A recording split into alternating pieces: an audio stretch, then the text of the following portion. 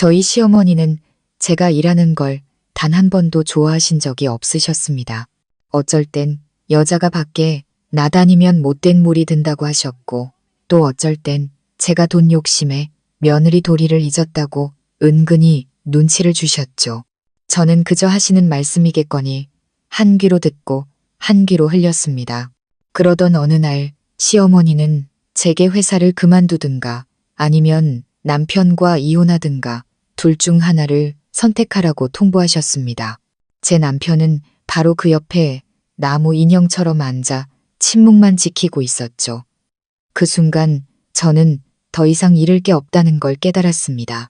저는 그저 딱 한마디를 던졌을 뿐인데 시댁 식구 모두가 그 자리에서 얼어붙었습니다. 그리고 몇 분 뒤 저는 그들이 평생 써온 모든 은행 카드를 정지시켰습니다. 그들은 처음으로 이 집의 주도권이 누구에게 있었는지 깨닫게 되었죠. 그날은 제가 시댁이라고 부르던 집에서의 여느 때와 다를 바 없는 저녁이었습니다. 저녁 7시 정각에 저녁상이 차려졌습니다. 저는 늘 그랬듯 방금 끓인 뜨끈한 된장찌개 그릇을 조심스럽게 식탁 한가운데에 내려놓고 남편 옆자리에 앉았습니다. 식사는 평온한 분위기 속에서 시작되는 듯 했습니다. 시어머니는 돼지고기 한 점을 씹으시더니 마치 이야기할 기회만 엿본 사람처럼 저를 힐끗 쳐다보셨습니다. 제가 이 집에 며느리로 들어온 첫날부터 익숙해진 단 한 번도 부드러워진 적 없는 그 눈빛이었죠. 제가 나무를 집으려고 팔을 뻗은 지 몇 분 지나지 않아 갑자기 시어머니께서 숟가락을 식탁에 3개 탁 내려놓으셨습니다. 그 건조한 소리가 온 집안에 울려 퍼져 저는 깜짝 놀랐고 밥그릇들이 잘그락거리며 떨렸습니다. 너 회사 언제까지 다닐 셈이냐? 내가 말했지. 시집 온 여자는 길바닥에 나돌아다니는 거 아니라고. 집에서 밥하고 빨래하고 시부모님 모시는 게 내 본분이야. 아니면 밖에 나가서 뭐라도 하고 싶은 게냐? 누구라도 홀리게. 모르는 남자들이랑 히히덕거리는 게 그렇게 재밌어? 시어머니는 마치 제가 가문의 명예를 더럽힌 배신자라도 되는 듯 차갑고 경멸적인 눈빛으로 저를 쏘아보셨습니다. 식탁에 앉은 그 누구도, 심지어 제 남편조차도 아무 말 없이 침묵했습니다. 시어머니는 다시 날카로운 목소리로 말을 이었습니다. 내가 단도직입적으로 말하마.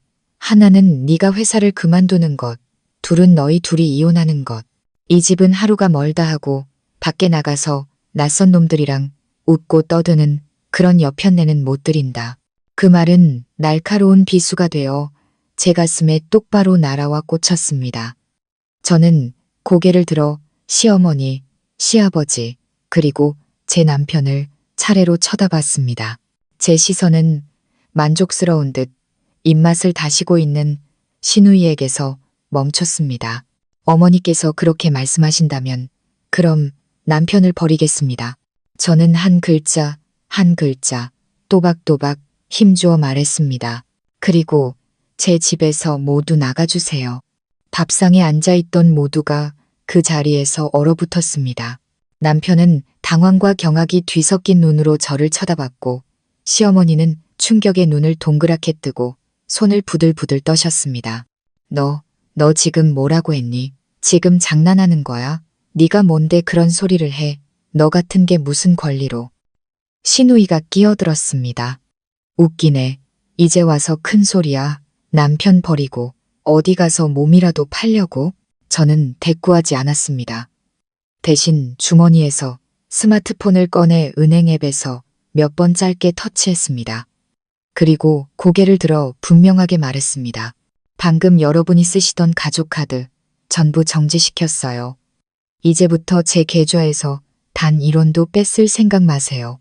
시아버지가 밥그릇을 밀쳐내며 소리쳤습니다. 너 같은 년 누가 데려간대? 이혼하면 어디 가서 몸이나 팔아서 내 식구들 먹여 살려라. Now. 저는 몸을 돌려 서랍장에서 붉은색 표지의 서류 뭉치를 꺼내 식탁 위에 똑바로 올려놓았습니다. 제 이름으로 된 등기 부등본이었습니다.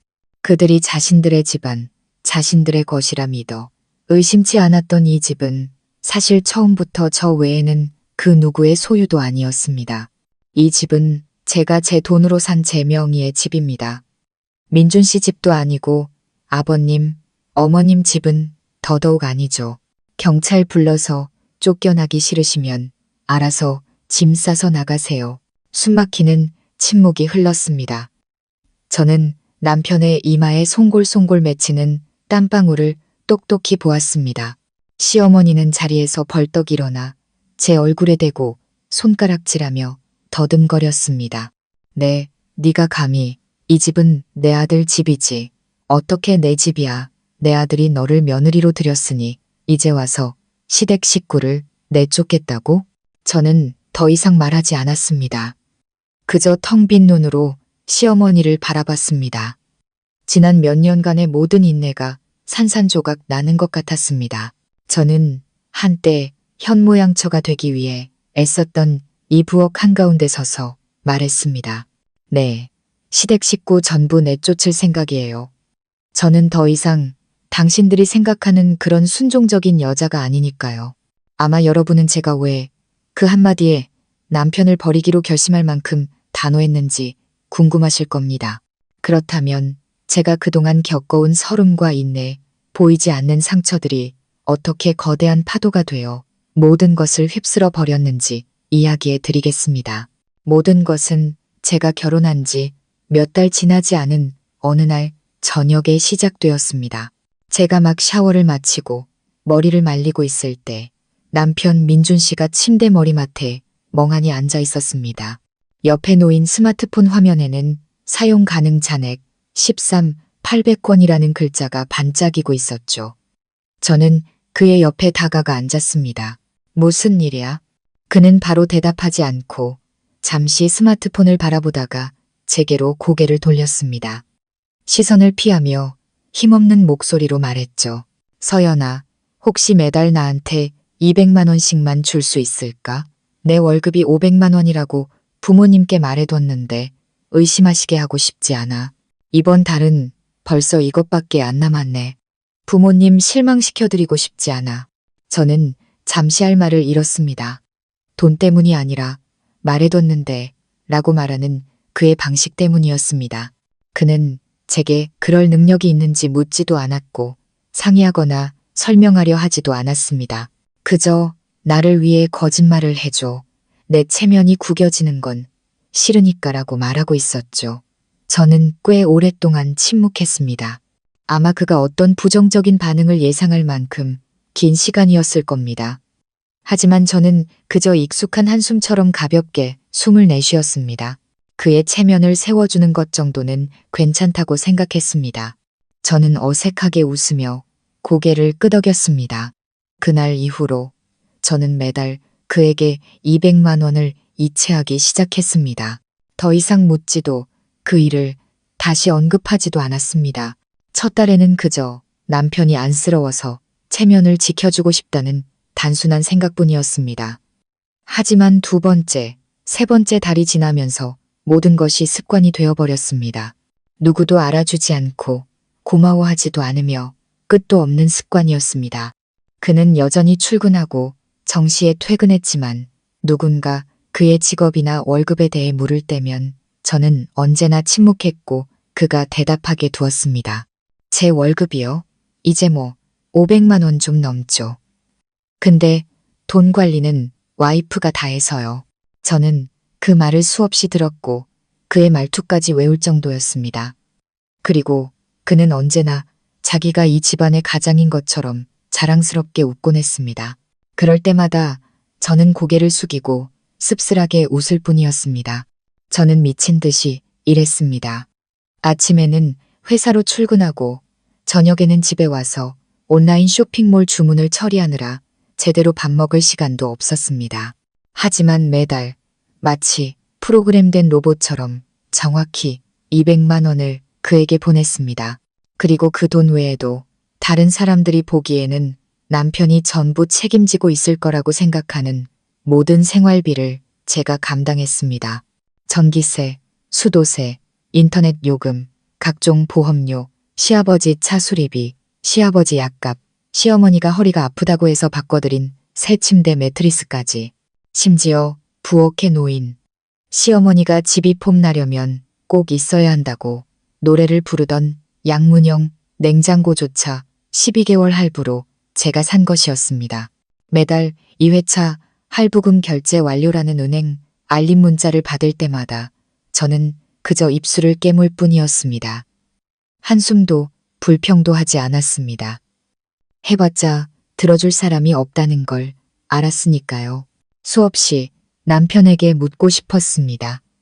딱 한마디만이라도 왜 가족에게조차 솔직하게 살지 못하는 거냐고, 왜 몇 년 동안 당신의 체면을 위해 나를 그림자로 세워두는 거냐고. 하지만 저는 그 질문을 이전의 수많은 질문처럼 속으로 삼켰습니다. 지친 얼굴로 땀에 젖은 셔츠를 입고 퇴근하는 그를 볼 때마다 저는 스스로를 설득했습니다. 그도 노력하고 있잖아. 시간이 더 필요한 걸 거야. 저는 이해해야 한다고, 감싸줘야 한다고 스스로에게 다짐했습니다. 저는 그를 사랑했으니까요. 오래전 그가 저를 죽음의 문턱에서 구해줬으니까요. 대학교 MT 때 물에 빠진 저를 건져주고 얼굴에 묻은 흙을 닦아주며 이상하리만치 다정한 눈으로 바라봐 주었던 사람이니까요. 그 순간 때문에 저는 그를 사랑했고, 그 사랑 때문에 자존심과 공정함, 그리고 제 자신의 한계까지도 기꺼이 버렸습니다. 그가 그의 가족 앞에서 고개를 들 수 있도록 말이죠. 하지만 저는 어쩌면 제가 스스로 만들어낸 환상 속에서 그것을 믿고 지키다가 결국 그 환상에 잡아먹히고 있었던 건 아니었을까요?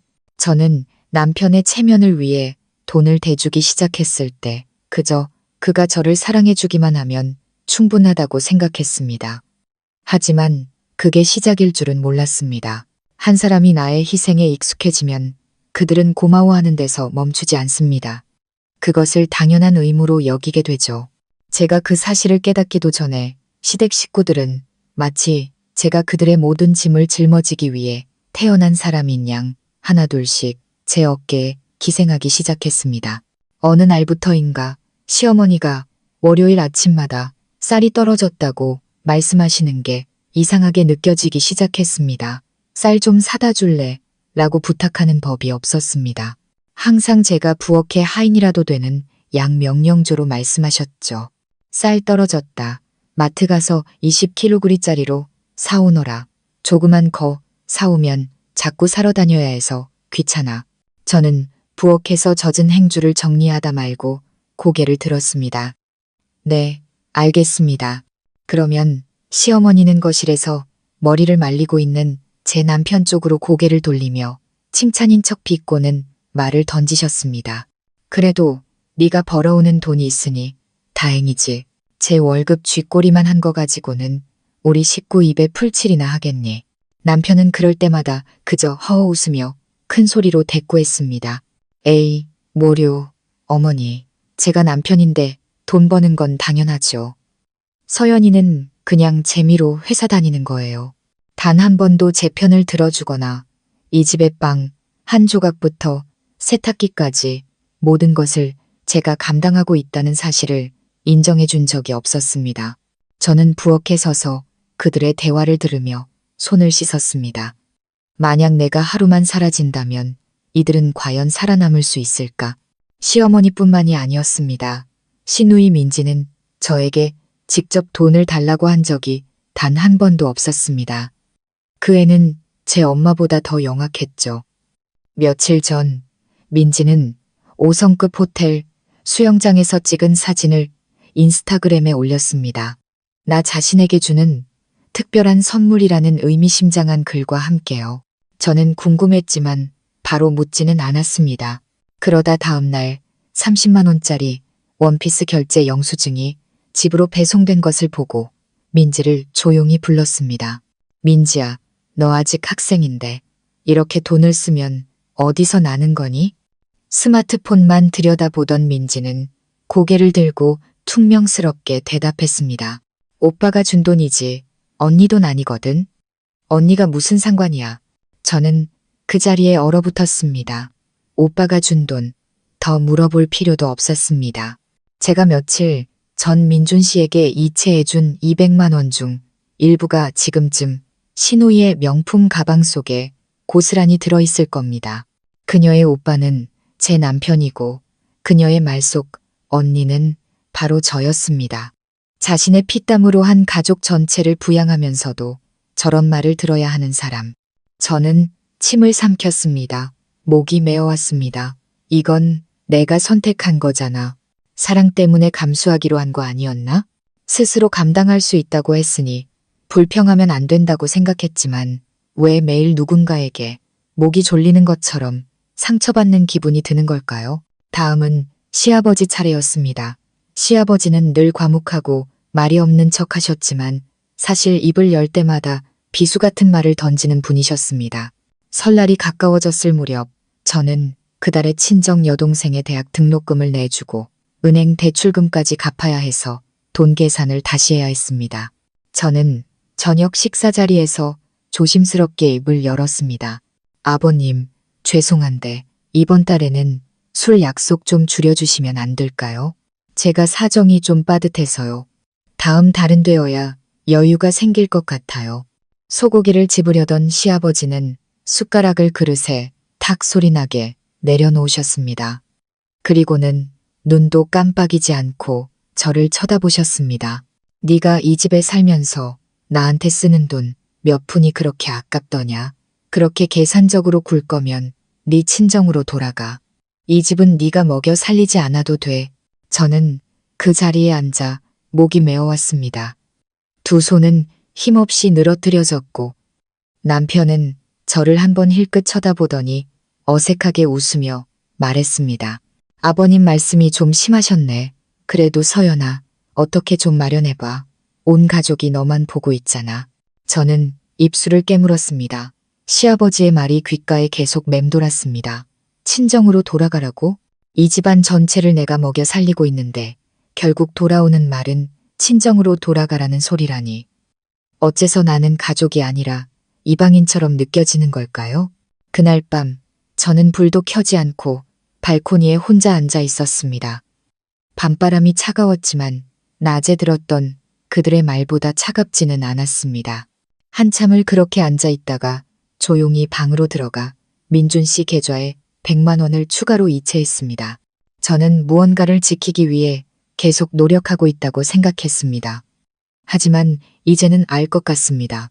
저는 사랑과 의리를 위해 노력하는 게 아니라 그저 매일 돈을 내어주는 현금 인출기처럼 기계적인 일을 반복하고 있었을 뿐이라는 것을요. 이유를 묻지도 않고 고맙다는 말도 듣지 못하며 그 안에 돈이 충분한지 아무도 신경 쓰지 않는 그런 기계 말입니다. 겉으로만 보면 저희 시어머니는 성격이 급하고 까다로워서 며느리에게 쓴소리를 자주 하는 분 정도로 보일지도 모릅니다. 하지만 시어머니가 화를 내는 이유는 큰일 때문이 아니었습니다. 그건 동네 사람의 비꼬는 말 한마디 혹은 시장에서 누군가 던지는 경멸의 눈빛 때문이었습니다. 저는 그날을 생생하게 기억합니다. 시어머니가 잔뜩 화가 나서 현관문을 박차고 들어와 사온 채소 다발을 식탁에 내던지던 그날, 마치 제가 끔찍한 잘못이라도 저지른 것을 발견한 사람처럼 저를 쏘아보셨죠. 하지만 사실 저는 그날 평소보다 일찍 퇴근해서 모든 것을 먼저 듣고 있었습니다. 제가 골목 어귀를 지날 때 시어머니가 동네에서 소문내기 1등인 옆집 순자 씨와 대문 앞에서 한창 수다를 떨고 계셨거든요. 그분들은 제가 거기 있는 줄 몰랐습니다. 저는 전봇대 뒤에 숨어 있었죠. 처음에는 그저 대화가 끝나길 기다렸다가 마주치지 않고 들어가려 했을 뿐입니다.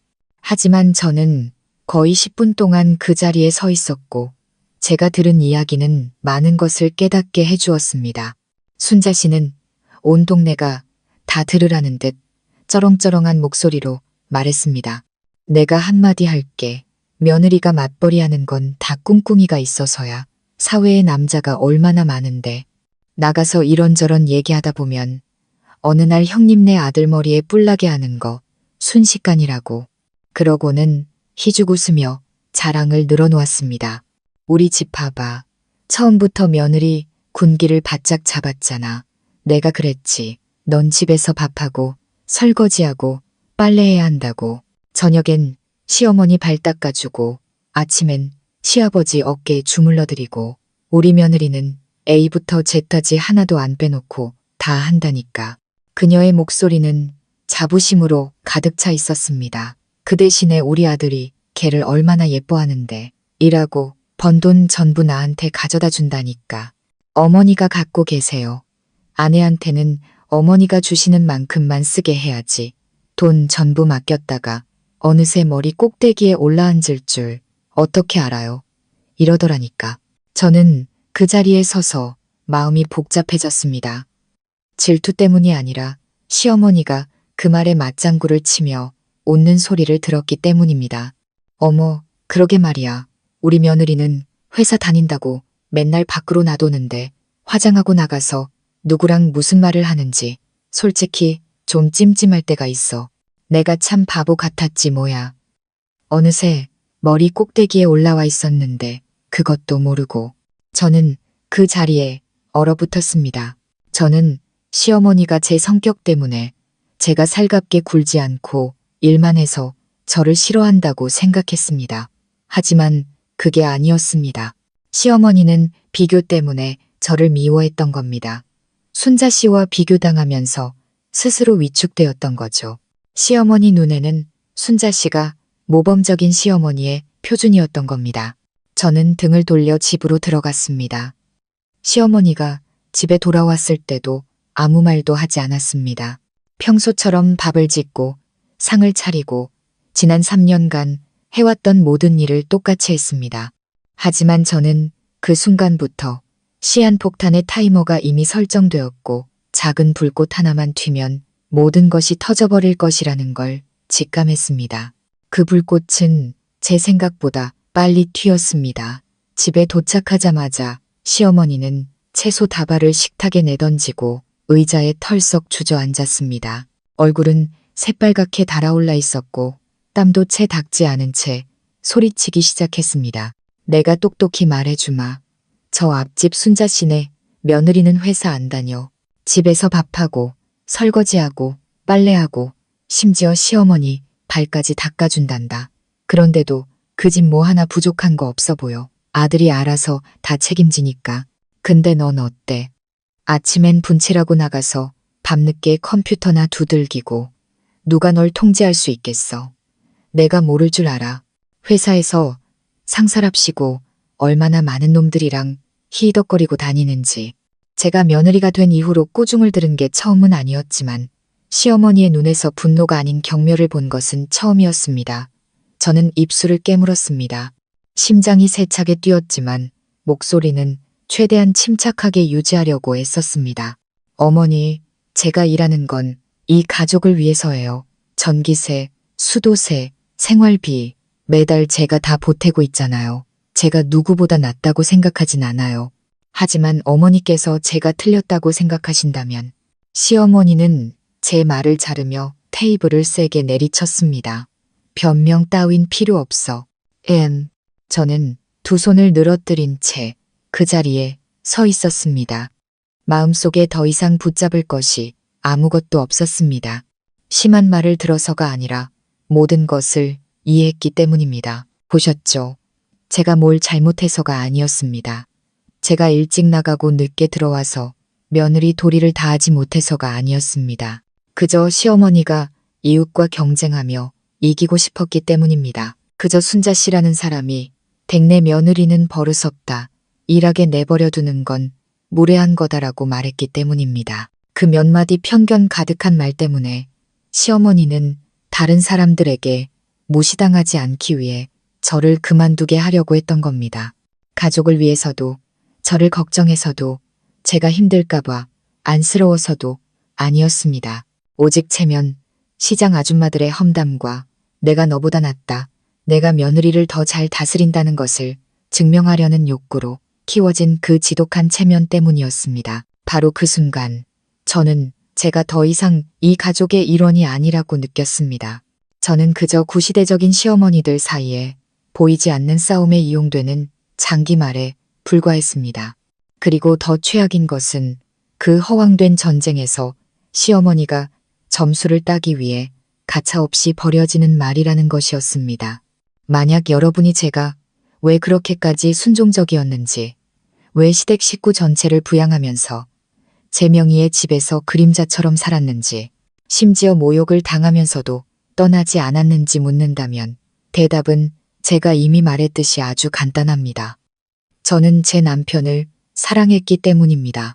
하지만 그 사랑은 그가 다정하게 제 머리를 쓰다듬어 주거나 어머니 앞에서 저를 감싸주었기 때문에 자라난 사랑이 아니었습니다. 사실 그는 단 한 번도 그런 적이 없었으니까요. 제가 그를 사랑했던 이유는 그가 대학교 마지막 학년 때 물에 빠져 죽을 뻔한 저를 구해준 사람이라고 믿었기 때문입니다. 그 외에 저는 학과 MT에서 호수에 발을 헛디뎌 빠졌습니다. 날은 추웠고 물은 칠흑같이 어두웠죠. 희미하게 들려온 외마디 비명소리만 기억날 뿐 모든 것이 암전되었습니다. 눈을 떴을 때 제 옆에는 민준 씨가 앉아 수건으로 제 얼굴을 닦아주고 있었습니다. 그의 눈빛은 저를 진심으로 걱정하는 듯 부드러웠습니다. 그가 나지막이 물었습니다. 괜찮아? 저는 아무 말도 할 수 없었습니다. 목구멍은 여전히 물로 막혀 있었지만 마음속에서는 무언가 변하고 있었습니다. 저는 그 순간부터 그를 사랑했습니다. 다른 이유는 필요 없었습니다. 그 사랑은 침묵 속에서 끈질기고 고집스럽게 자라났습니다. 그가 무뚝뚝하고 무심하며 때로는 나약하다는 것을 알면서도 저는 괜찮다고 생각했습니다. 죽음에서 나를 구해준 사람이라면 평생을 바쳐도 아깝지 않다고 믿었습니다. 그것이 바로 그의 어머니가 저를 몸에 딱 붙는 치마나 입는 불량한 년이라고 불렀을 때도, 그의 동생이 저를 빌부터 사는 여자라고 했을 때도 제가 모든 것을 참아낸 이유입니다. 아무도 갚으라고 하지 않았지만 제가 평생 짊어지기로 자처한 은혜의 빚 때문에 참았습니다. 저는 절대로 흔들리지 않을 거라고 생각했습니다. 하지만 모든 것이 변하기 시작했습니다. 그 끔찍한 말다툼이 있기 불과 일주일 전 제가 남편을 버리기로 결심하게 된 사건이 있었습니다. 그날 저는 인사관리 능력 개발에 관한 세미나에 참석했습니다. 행사가 끝나고 강연장을 막 나서는데 한 남자가 다가와 말을 걸었습니다. 30대 초반으로 보이는 그는 옅은 파란색 셔츠를 입고 있었고 지적인 인상이었습니다. 그는 저를 한참 보더니 물었습니다. 혹시 서연 씨 아니세요? 저는 조금 놀랐습니다. 네, 맞는데요. 누구시죠? 그는 멋쩍게 웃었습니다. 이렇게 말하면 좀 이상하게 들릴 텐데 혹시 예전에 호수에 빠지신 적 없으세요? 한 5년 전쯤에요. 저는 그 자리에 멈춰 섰습니다. 네, 맞아요. 그런데 어떻게 아세요? 그는 잠시 저를 물끄러미 바라보다가 대답했습니다. 그때 제가 물에 뛰어들어서 서연 씨를 구했거든요. 서연 씨는 의식이 없었고 친구분들이 소리 지르고 난리도 아니었어요. 제가 서연 씨를 물가로 끌어내고 다른 사람이 구급차를 불렀죠. 정신 차렸을 땐 제 얼굴은 기억 못 하셨겠네요. 저는 그 자리에 못 박힌 듯 서서 더듬거렸습니다. 아니요. 제가 깨어났을 때 제 옆에 앉아있던 사람은 지금 제 남편이에요. 그는 미간을 찌푸렸습니다. 남편분이요. 물에 뛰어든 사람은 저 혼자였던 걸로 기억하는데요. 다른 사람들은 그냥 물가에서 소리만 지르고 있었고요. 저는 대답할 수 없었습니다. 심장이 미친 듯이 뛰기 시작했습니다. 무언가가 와르르 무너져 내리는 기분이었습니다. 지난 몇 년간 제 마음속에 쌓아 올렸던 믿음의 벽이 산산조각 나는 것 같았습니다. 저는 그에게 감사 인사를 하고 서둘러 자리를 떴습니다. 머릿속이 온통 뒤죽박죽이었습니다. 바로 믿을 수는 없었지만 가슴속에서 차오르는 극도의 혼란스러움을 부정할 수도 없었습니다. 그날 밤 집에 돌아와 저는 남편을 한참 동안 바라보다가 불쑥 물었습니다. 오빠, 내가 예전에 호수에 빠졌던 거 기억나? 컴퓨터를 하던 민준 씨가 대답했습니다. 기억나지. 그때 오빠가 나를 물에서 건져준 거 맞지? 그는 고개를 들었고 순간적으로 굳어지는가 싶더니 어색하게 웃었습니다. 아, 꼭 그런 건 아니고 나도 근처에 있어서 뛰어들려고 했는데 다른 형이 먼저 뛰어들어서 너를 끌어냈지. 네가 정신 차렸을 땐 내가 바로 옆에 앉아 있었잖아. 기억나지? 그의 말은 보이지 않는 따귀처럼 제 뺨을 후려쳤습니다. 저는 할 말을 잃었습니다. 심장이 쿵쾅거렸습니다. 분노 때문이 아니라 제가 사람을 잘못 알았다는 것을 깨달았기 때문이었습니다. 저는 고개를 돌려 더 이상 아무것도 묻지 않았습니다. 저는 한 여자가 스스로를 속일 수 있는 가장 어리석은 방식으로 그를 사랑했습니다. 저는 인내가 미덕이고 순종이 효도이며 희생이 사랑이라고 생각했습니다. 하지만 제가 청춘과 믿음을 바쳤던 사람이 그저 잘못된 기억 속의 대역에 불과했다는 사실을 깨달았을 때 제가 이곳에 머물러야 할 모든 이유는 무너져 내렸습니다.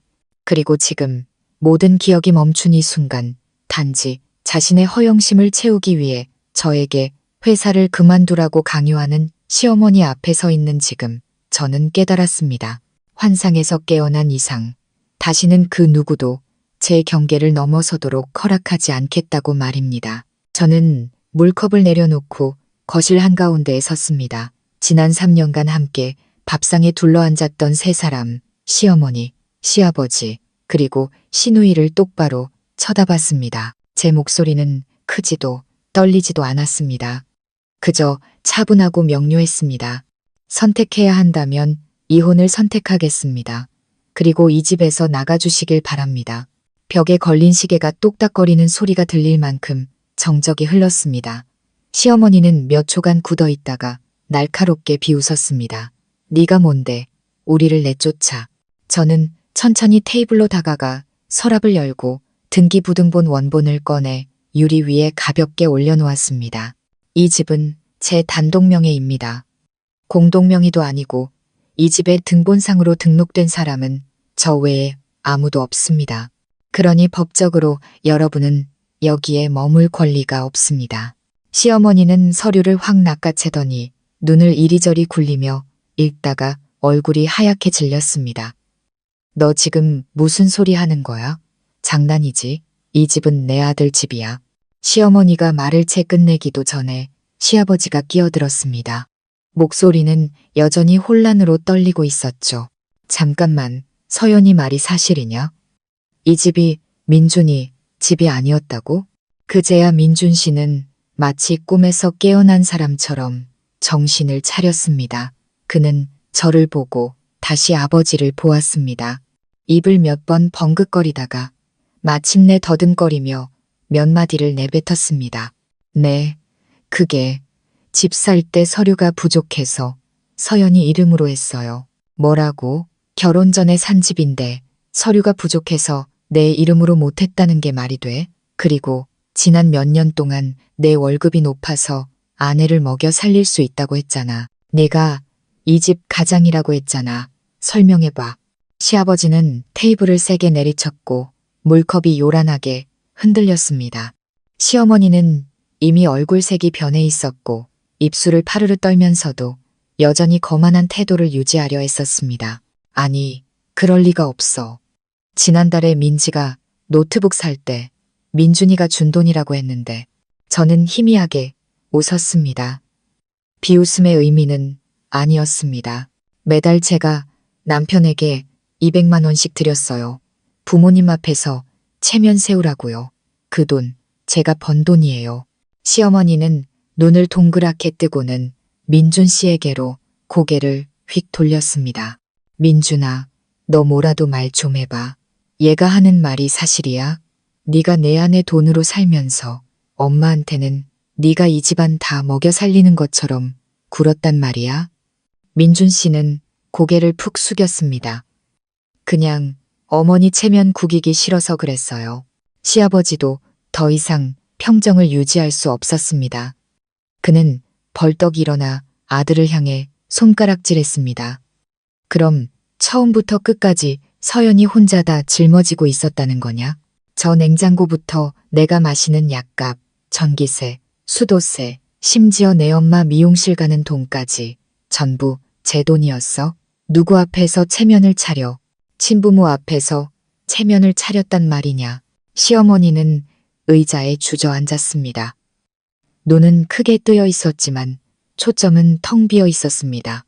그제야 비로소 그녀는 자신이 보고도 애써 부정했던 사실들을 퍼즐 맞추듯 끼워 맞추기 시작하는 것 같았습니다. 더 이상 이전의 비웃음은 없었습니다. 그녀는 서둘러 서류를 테이블에 던지고는 갑자기 달콤한 목소리로 태도를 바꿨습니다. 서연아, 아까 엄마가 한 말은 그냥 너 겁주려고 해본 소리야. 그냥 없던 일로 하자. 응? 어떻게 이렇게까지 할 수가 있어. 내가 딱 한마디 했다고 남편 버리고 시댁 식구 다 내쫓겠다고? 이게 말이 된다고 생각하니? 저는 차갑게 웃었습니다. 기억하세요. 제가 3년 동안 이곳에서 참았던 건 제가 바보라서가 아니라 이 가족이 그럴 만한 가치가 있다고 생각했기 때문이에요. 하지만 이제 깨달았어요. 당신들은 그저 제 피를 빨아먹으려는 기생충에 불과했다는 걸요. 제 말이 끝나자마자 시어머니의 눈이 붉게 충혈되고 숨이 가빠졌습니다. 갑자기 그녀는 테이블을 세게 내리치며 고함을 질렀습니다. 이 배은망덕한 것, 은혜도 모르는 년, 렌. 마치 이성을 잃은 사람처럼 그녀는 제게 달려들어 제 어깨를 세게 밀쳤습니다. 저는 피할 겨를도 없이 뒤로 3걸음 물러났습니다. 저는 눈을 부릅떴습니다. 저를 막다른 길로 몰지 마세요. 하지만 제 말이 끝나기가 무섭게 방에서 뛰쳐나온 시누이 민지가 소리를 질렀습니다. 이제 그만해. 우리가 개, 돼지도 아니고 언니가 어떻게 우리한테 이럴 수 있어. 그러고는 다짜고짜 제게 달려들어 뺨을 세차게 내리쳤습니다. 짝 하는 소리가 울려 퍼졌고 제 뺨은 불타는 듯 화끈거렸습니다. 저는 그 자리에 얼어붙었습니다. 시아버지도 다가와 메마른 목소리로 말했습니다. 너무 심하구나. 그만해라. 여기가 내 집이기도 하지만 내 아들 집이기도 해. 넌 며느리야. 건방지게 굴지 마라. 저는 한 손으로 벽을 짚고 일어섰습니다. 머리카락이 어깨 위로 쏟아져 내렸고 얼굴은 아픔으로 붉게 달아올라 있었습니다. 하지만 그건 육체적인 고통이 아니었습니다. 저는 참을 만큼 참았습니다. 처음부터 끝까지 방구석에서 조용히 앉아있기만 하던 남편 민준 씨. 상황이 험악해지자 그제야 마지못해 입을 열었습니다. 그의 목소리는 숨소리처럼 작았습니다. 엄마, 민지야, 그만 때려. 내가 서연이랑 얘기해 볼게. 제발 일 크게 만들지 마. 저는 고개를 돌려 한때 제 맹목적인 사랑을 전부 바쳤던 남자의 눈을 똑바로 쳐다봤습니다. 제 목소리는 얼음장처럼 차가웠고 한 글자 한 글자가 칼날보다 날카로웠습니다. 얘기? 넌 나랑 얘기할 자격도 없어. 이 비겁한 인간아. 그는 그 자리에 얼어붙었습니다. 이미 오래전에 썩어 문드러진 이 결혼을 지킬 용기조차 없는 듯 그저 고개를 숙일 뿐이었습니다. 저는 등을 돌려 제 방으로 들어갔습니다. 스마트폰을 꺼내 엄마에게 전화를 걸었습니다. 목소리가 떨리지 않도록 심호흡을 한 번 했습니다. 엄마, 우리 집으로 사람 좀 빨리 보내줘. 전화를 끊고 약 30분 후 제 뺨이 그 두 여자의 손찌검으로 여전히 화끈거릴 때쯤 검은색 세단 2대가 저희 집 대문 앞에 멈춰 섰습니다. 끼익 하는 브레이크 소리가 울리고 차문이 열렸습니다. 검은 정장을 입은 어깨가 넓고 무표정한 남자 4명이 내렸습니다. 그 뒤를 이어 제복을 입고 명찰과 업무 수첩을 든 경찰관 2명이 따랐습니다. 대문 두드리는 소리가 울리자 시댁 식구들은 즉시 술렁이기 시작했습니다. 시어머니는 복도 끝으로 달려나가 소리쳤습니다. 뭐야, 누구야, 누가 감히 여기서 행패야. 시누이는 소파에서 벌떡 일어났고 입을 떡 벌렸습니다. 시아버지는 경찰 제복을 보자마자 풍이라도 맞은 사람처럼 더듬거렸습니다. 저것이 진짜 경찰을 불렀어? 저는 방에서 걸어나와 한 사람 한 사람의 얼굴을 똑바로 쳐다본 뒤 집으로 들어서는 경찰관과 경호원들을 향해 말했습니다. 제가 이 집의 유일한 소유주입니다. 여기 등기부 등본이 있고 공동 소유주나 다른 세대원은 없습니다. 저는 이곳에 합법적인 거주 권한이 없는 이들이 즉시 퇴거할 것을 요구합니다. 공기가 얼어붙는 것 같았습니다. 제가 정말로 이렇게까지 할 줄은 아무도 예상하지 못했던 겁니다. 시어머니는 유리 테이블을 뒤엎을 기세로 손바닥을 내리쳤습니다. 내가 여기서 3년을 살았어. 네가 나를 개처럼 쫓아낼 셈이냐. 경찰관 한 명이 온화하지만 단호한 목소리로 말했습니다. 어머님께서는 등본상 거주자가 아니시고 전입신고도 되어 있지 않습니다. 이 집은 며느님이신 서연 씨 단독 명의입니다. 집주인이 요구할 경우 저희는 조서를 작성하고 퇴거 조치를 할 수밖에 없습니다. 지금까지 침묵하던 시아버지가 갑자기 벌떡 일어나 제 얼굴에 대고 손가락질하며 소리쳤습니다. 네가 돈 좀 있다고 뭐든 내 맘대로 할 수 있을 것 같아? 저놈들 조폭이지. 내가 너 고소할 거야. 기자들도 부를 거야. 저는 돌아섰습니다. 제 눈에는 한 점의 두려움도 없었습니다. 부르세요. 불러서 온 시댁 식구가 때로 몰려와 며느리 폭행했다고 기사 내달라고 하세요. 어서요. 시누이는 그제야 울음을 터뜨렸습니다. 붉게 충혈된 눈으로 울부짖었습니다. 언니는 진짜 악마야. 우리 엄마는 아프고 아빠는 나이도 많으셔. 우리가 여기서 살았지. 언니 집에 무슨 피해를 줬다고. 언니도 편히 못 살 거야. 천벌 받을 거라고. 나는 당신들을 충분히 참아줬어요. 이제부터 나는 내 인생을 살 거고 당신들이 길바닥에 나앉은 다리 밑으로 들어가든 그건 당신들 선택이에요. 1시간 가까이 조서 작성과 법적 절차 설명이 이어졌고 물리적 충돌을 막기 위해 동행한 경호원들의 도움으로 시댁 식구들은 한 명씩 그들이 자신들의 것이라고 믿었던 집에서 쫓겨나야 했습니다. 시어머니는 대문 밖으로 나가자마자 비명을 지르며 쓰러져 기절했습니다. 시누이는 하얗게 질린 얼굴로 허둥지둥 어머니를 부축했고 시아버지는 얼굴이 시뻘개진 채 주먹을 꽉 쥐고 무언가를 던질 것처럼 보였지만 결국 그저 조용히 서 있을 뿐이었습니다. 그리고 제 남편은 여전히 맨 뒤에 힘없이 팔을 늘어뜨린 채 서서 저를 단 한 번도 쳐다보지 못했습니다. 저는 그들을 배웅하지 않고 돌아섰습니다. 지난 몇 년 만에 처음으로 그들이 그렇게 작아 보일 수가 없었습니다. 더 이상의 욕설도 오만함도 없었습니다. 제가 잠가달라고 요청한 대문 뒤로 그저 힘없이 사라지는 그림자들만 있을 뿐이었습니다. 그날 이후 온 동네가 발칵 뒤집혔습니다.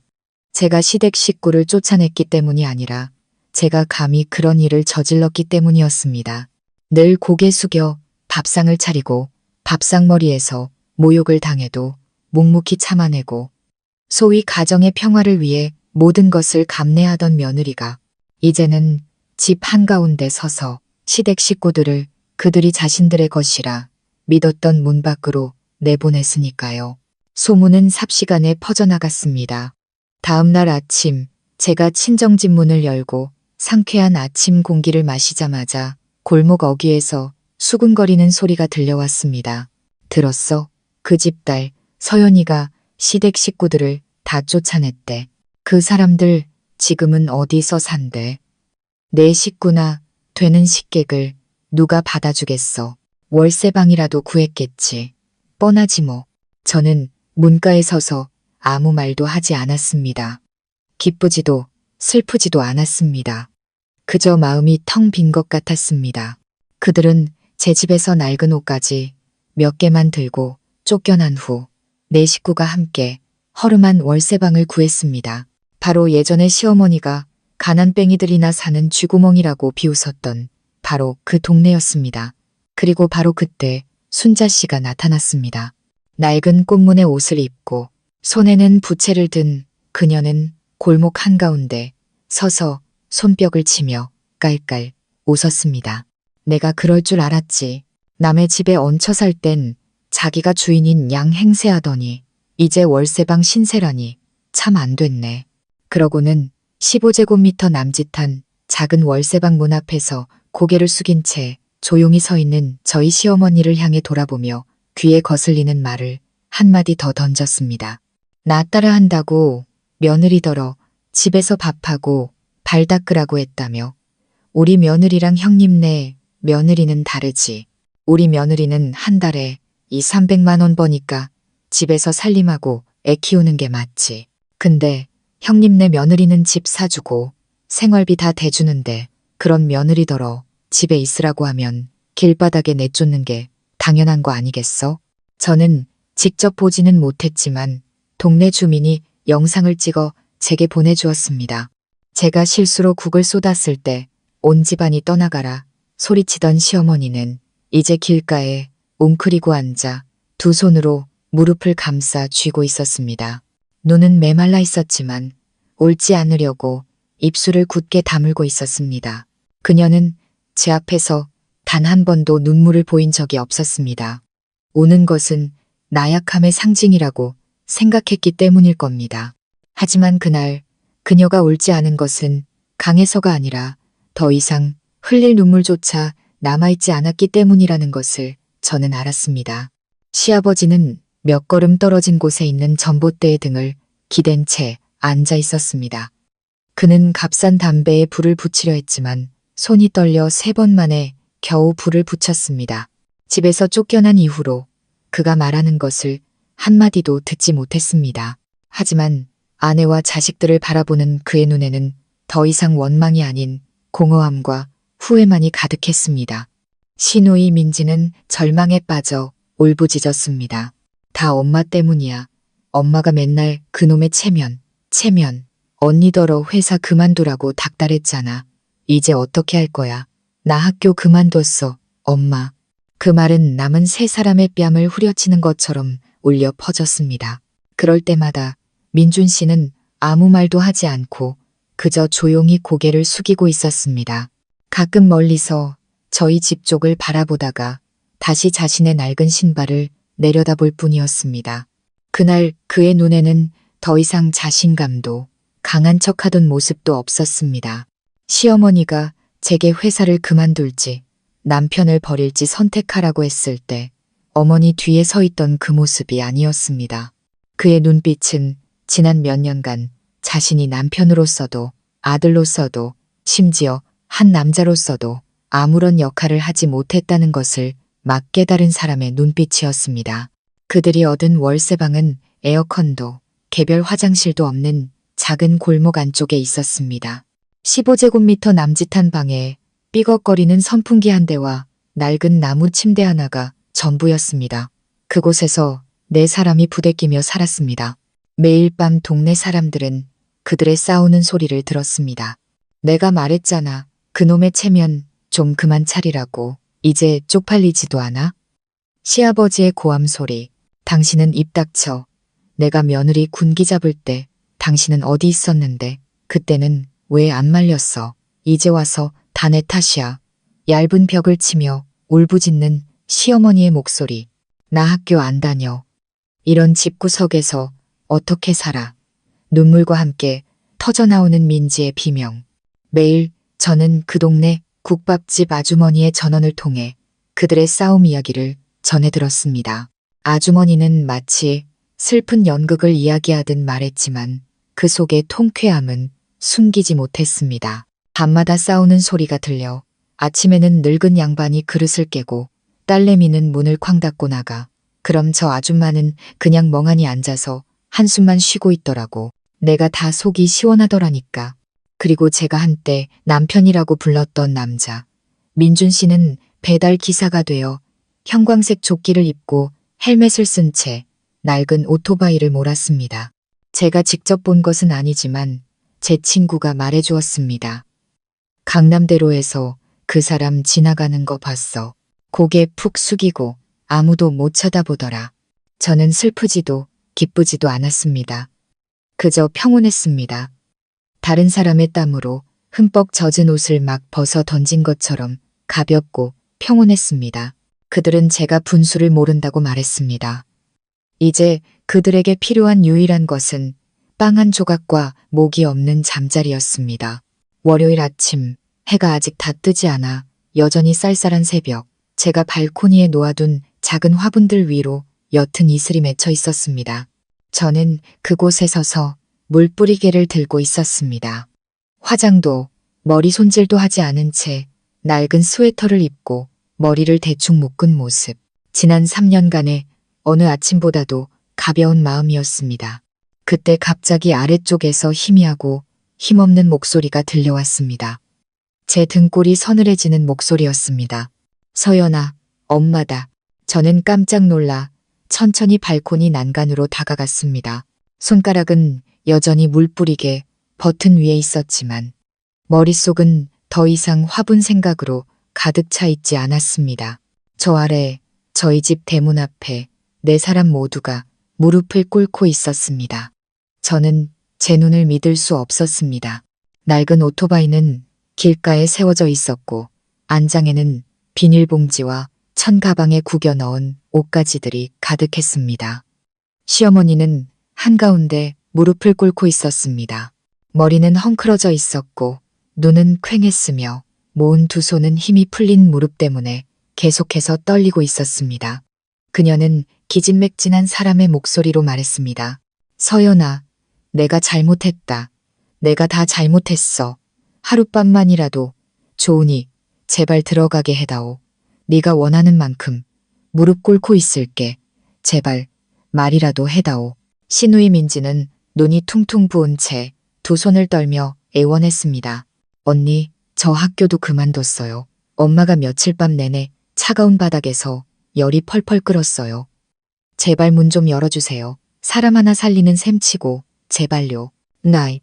시아버지는 대문에 기댄 채 고개를 푹 숙이고 발코니를 쳐다보지도 못했습니다. 그는 쇠창살을 잡고 간신히 고개를 한 번 들었다가 다시 떨구었습니다. 미안하다는 말 한마디조차 꺼내지 못했습니다. 그리고 민준 씨. 그는 여전히 고개를 푹 숙이고 있었습니다. 저는 여전히 가만히 서 있었습니다. 그저 조용히 물뿌리개를 들어 새로 봉우리가 맺힌 페튜니아 화분에 물을 한 번 더 주었습니다. 그 보라색 꽃은 아래에서 떨고 있는 4개의 그림자와는 달리 참으로 온화하고 고요했습니다. 그리고 저는 입을 열었습니다. 저는 당신들에게 모든 것을 주었습니다. 집, 따뜻한 밥, 그리고 제대로 된 삶을 살 기회까지요. 하지만 당신들은 제게 무엇으로 보답했죠? 폭력, 모욕, 그리고 거짓뿐이었습니다. 저는 깊은 숨을 내쉬고 마지막 말을 던졌습니다. 당신들을 미워하지 않아요. 그저 더 이상 당신들 얼굴을 보고 싶지 않을 뿐이에요. No. 제 말이 끝나자 시어머니는 바닥에 주저앉아 절을 하며 내가 잘못했다는 3글자를 주문처럼 반복했습니다. 시누이는 흐느끼며 울부짖었고 시아버지는 고개를 돌렸습니다. 그리고 민준 씨는 시어머니가 제 뺨을 때릴 때 그저 서서 지켜보기만 했던 그 마지막 순간처럼 여전히 고개를 숙이고 있었습니다. 저는 통쾌함을 느끼지 않았습니다. 그저 등을 돌려 집으로 들어갔고 등 뒤로 나무 문을 가볍게 밀었습니다. 문은 세게 닫히지 않았습니다. 그저 잘못된 시간에 한 페이지를 끊어내기에 충분할 만큼 조용히 닫혔습니다. 제가 이 이야기를 하는 것은 누군가를 가르치기 위함이 아닙니다.